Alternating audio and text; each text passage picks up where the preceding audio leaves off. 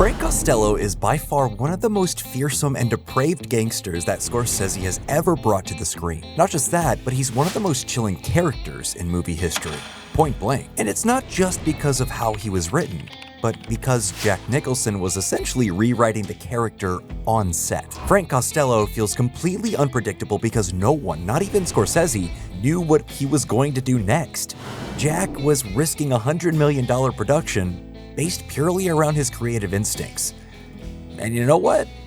It actually worked. Congratulations on passing the detective's exam and welcome to the Special Investigation Unit.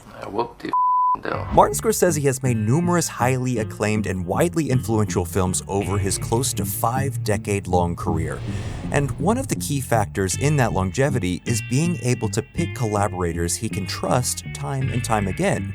Whether that be Robert De Niro starring in 10 films, or 6 collaborations with DiCaprio, or a jaw-dropping 22 projects with editor Thelma Schoonmaker.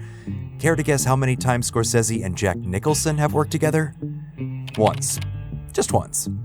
It's apparent that a healthy connection between artists can create timeless work, but sometimes those collaborations can spiral out of control.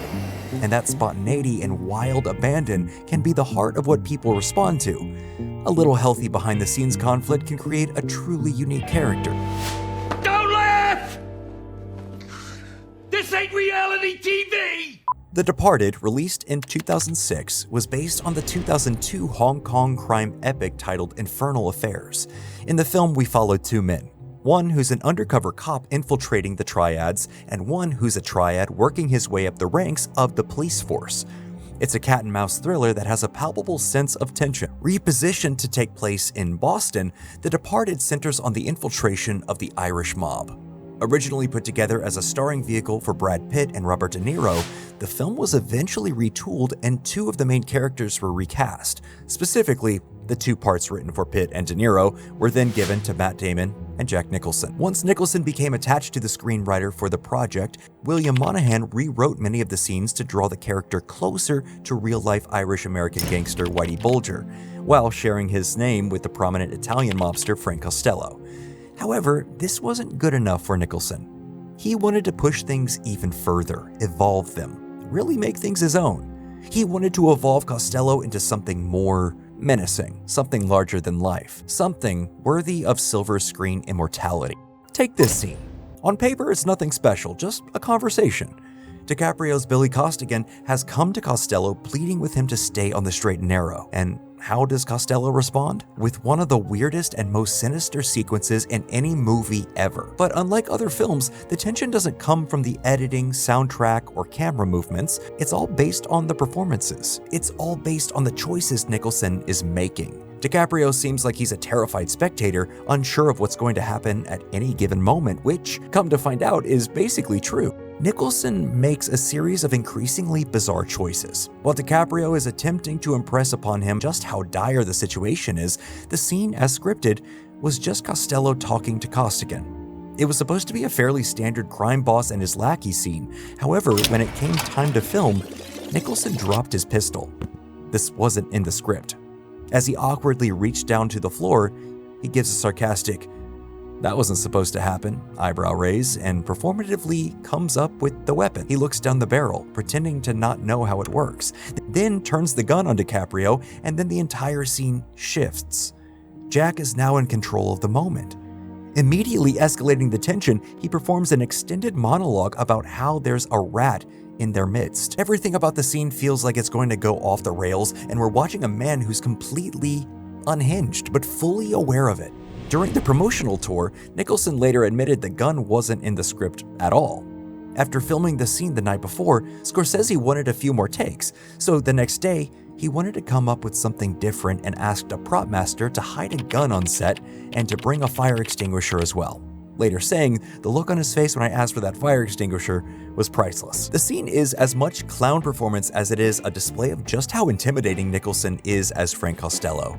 When you boil it down into the movements and individual choices he's making, it doesn't seem like it should work. It seems like hammy, over-the-top actor choices you're more likely to see in a sitcom than a Scorsese film, but it works. It's so goofy and unhinged, it loops back around to feeling real. It instantly communicates how there's no gravity left on this man, someone who's so divorced from the realities of living in the world that he's willing to do just about anything. Nicholson wasn't as much acting the part as he was workshopping things in real time.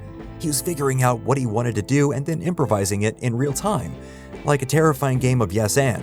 Typically, improvising on the set of a prestige drama is forbidden. It's usually reserved for low-budget comedies and bad action movies. But in this case, Nicholson knocked it out of the park in a way that very few actors have ever even attempted, let alone succeeded at. He decided to embrace his inner screenwriter and create Costello from whole cloth. But unlike some actors who are simply following their creative muse, giving the director reams and reams of material to work with, Nicholson knows exactly what he's doing. In fact, Matt Damon detailed his process in a now viral interview clip. He turned around and he goes, out of nowhere, he goes, "You know, I never would've made it this far in my career if I wasn't a great writer." Some might not know, Nicholson actually started his career as a screenwriter, working on the scripts for projects like Thunder Island, Flight to Fury, and Ride in the Whirlwind, among many others. This might be a relatively obscure fact about one of the most successful actors of his generation, but you know what? He wouldn't have had the longevity he enjoyed if he wasn't a great writer. He's totally correct. All of the business he creates for Frank Costello is sinister yet funny. It never crosses a line into the uncanny valley of not believable. Just take a look at this sequence. She felt funny. The mythology surrounding this scene has taken on a life of its own. In the actual film, it's just a few moments, but in the broader landscape of cinematic discourse, this is one of those go-to conversation points that's right up there with the Aragorn kicking the helmet and breaking his toe in Two Towers. There's a viral interview with Matt Damon where he breaks down how Nicholson improvises in a structured way. He details that Nicholson was always thinking in segmented bursts, setting up sequences where long, unbroken takes would reveal character, and as long as the camera continued to roll, he could deliver multiple points at which to subvert the audience's expectations. He goes, "I come from the Roger Corman school, so I'm not gonna add any time, and I'm not gonna add to your budget. But instead of a man kneeling in the marshes, I make it a woman, and I do the thing and I shoot her in the back of the head. Like it says in the script.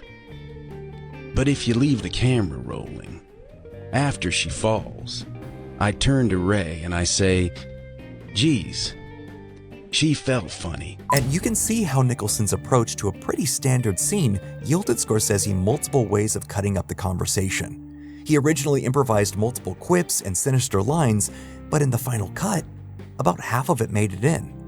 This was the true gift and curse of what Nicholson was doing. He was creating multiple tones to include or not include in the final edit. It's then on Scorsese and editor Thelma Schoonmaker to decide how much or how little of the material Nicholson generated to include into the film. It could be a godsend for a director or a complete nightmare. Luckily for Scorsese, the master plan worked. If you watch interviews with Scorsese and the rest of the crew from this time, they always talk around Jack Nicholson.